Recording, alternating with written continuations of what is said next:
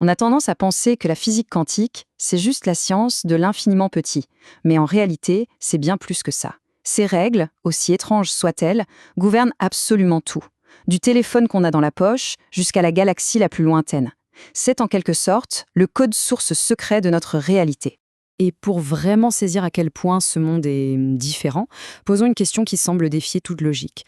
Comment est-ce qu'un trou noir, un monstre cosmique si dense qu'il avale même la lumière, peut tout simplement disparaître, s'évaporer?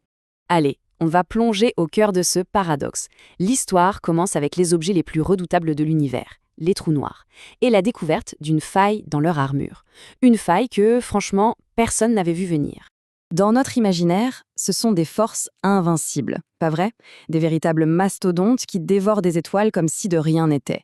Des points de non-retour. Une fois qu'on a franchi la limite, c'est fini. On est perdu à jamais. Rien, mais alors vraiment rien, ne peut en sortir. Et pourtant, c'est là que tout bascule. En 1974, un physicien, un certain Stephen Hawking, arrive avec une idée qui va à l'encontre de toute intuition. Il dit que les trous noirs ne sont pas des prisons éternelles. Lentement, très lentement, mais sûrement, il fuit. Ce phénomène, aujourd'hui, porte son nom. C'est le rayonnement des Hawking. Et ce qui est complètement fascinant, c'est que pour comprendre la mort d'un géant de l'espace, il a fallu chercher la réponse dans l'infiniment petit, au niveau subatomique. C'est là que se cachent les vraies règles du jeu. Bon, alors, comment ça marche?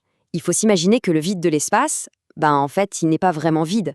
C'est une sorte de soupe d'énergie bouillonnante où, sans arrêt, des paires de particules apparaissent avant de disparaître aussitôt. Maintenant, imaginez ça juste au bord d'un trou noir. Paf, une particule est aspirée, mais sa jumelle réussit à s'échapper. Cette survivante emporte avec elle un tout petit peu d'énergie du trou noir. Répétez ça des milliards et des milliards de fois pendant des millions d'années, et le géant finit par s'évaporer complètement. Et ce mécanisme d'évaporation, il n'est possible que pour une seule et unique raison. Au niveau le plus fondamental, la réalité suit des règles qui sont complètement contre-intuitives. Des règles qui ont totalement changé notre vision du monde. Pour simplifier, la physique classique de Newton, c'est comme un jeu de billard. Si on connaît la position et la vitesse de toutes les boules, on peut prédire exactement comment le coup va se terminer. C'est prévisible. La mécanique quantique, elle, c'est plus comme un casino. On ne peut jamais être certain du résultat. Tout ce qu'on peut faire, c'est calculer les probabilités. Cette idée d'un hasard au cœur même de l'univers, ça a profondément dérangé beaucoup de physiciens. Et pas n'importe lesquels. Albert Einstein lui-même détestait cette idée. Sa fameuse phrase « Dieu ne joue pas au dé » montre bien à quel point c'était un choc, une rupture totale avec le monde rassurant et prévisible d'avant. Et ça ne s'arrête pas là. Ça devient encore plus bizarre avec le concept de superposition. Tenez-vous bien, avant qu'on la mesure, une particule n'est ni ici ni là. Elle est, en quelque sorte, dans tous ses états possibles en même temps. C'est un nuage de possibilités. Et c'est l'acte de l'observer qui la force à se décider, à choisir un état, comme si la réalité attendait notre regard pour exister vraiment. Bon, tout ça, ça peut sembler très abstrait, un peu perché, non? Pourtant, cette science de l'étrange n'est pas du tout confinée au laboratoire. En fait, elle est au cœur des technologies qui nous entourent. Qu'on le sache ou non, on vit déjà à l'ère quantique. Prenez le temps, par exemple. Ce chiffre énorme, plus de 9 milliards, c'est le nombre de fois qu'un atome de césium vibre en une seule seconde.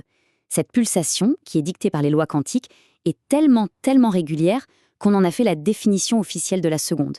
C'est le métronome parfait qui rythme notre monde. Et cette précision absolue, elle est partout. Sans elle, pas de GPS pour nous guider, pas de transactions financières synchronisées à la milliseconde près, pas de réseau mobile stable.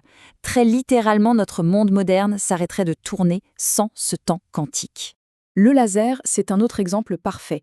Une ampoule classique, c'est le chaos. Des milliards de photons qui partent dans tous les sens avec toutes les couleurs.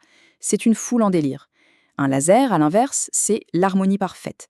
Tous les photons sont des jumeaux identiques qui avancent au même pas, dans la même direction. C'est une chorale d'1 milliard de voix qui chantent à l'unisson. Une pure création quantique.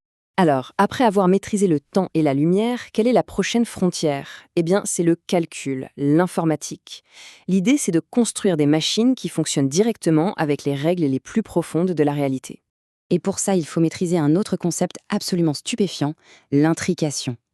Imaginez deux particules liées de manière si intime qu'elles ne forment plus qu'un seul et même système. Si on mesure l'une, on connaît instantanément l'état de l'autre. Et quand je dis instantanément, c'est peu importe la distance, même si des galaxies les séparent. Pas étonnant qu'Einstein ait appelé ça l'action fantomatique à distance. L'informatique qu'on connaît, elle repose sur le bit. C'est simple, c'est un interrupteur, allumé ou éteint, 0 ou 1. L'ordinateur quantique, lui, utilise le qubit. Et grâce à la superposition, un qubit peut être 0, 1 ou les deux en même temps. Ça ouvre un champ des possibles pour le calcul qui est juste inimaginable. Alors, la question que tout le monde se pose, c'est pour quand cette superpuissance sur nos bureaux? Pour jouer ou pour travailler? La réponse est assez simple. Probablement jamais. Un ordinateur quantique, ce n'est pas fait pour remplacer nos PC ou nos consoles. Sa mission est bien plus grande. C'est un outil ultra spécialisé, conçu pour résoudre des problèmes d'une complexité telle qu'aucun ordinateur classique ne pourrait même espérer les commencer. Le but, ce n'est pas d'être plus rapide, mais de poser des questions radicalement nouvelles. Des questions comme comment simuler cette molécule pour créer un médicament contre le cancer, ou quel est le matériau parfait pour fabriquer des batteries révolutionnaires. Bref, s'attaquer aux plus grands défis de notre temps. Bien sûr, tout ça semble relever de la science-fiction. Mais il faut se rappeler qu'il y a 50 ans, l'idée d'avoir un supercalculateur dans sa poche, c'était de la pure SF. Aujourd'hui, c'est notre quotidien. De la même manière, des concepts comme l'intrication nous semblent bizarres, mais ce sont peut-être les fondations de la technologie de demain. Au fond, le message le plus important de la physique quantique, c'est peut-être celui-ci. Notre intuition, notre bon sens a des limites.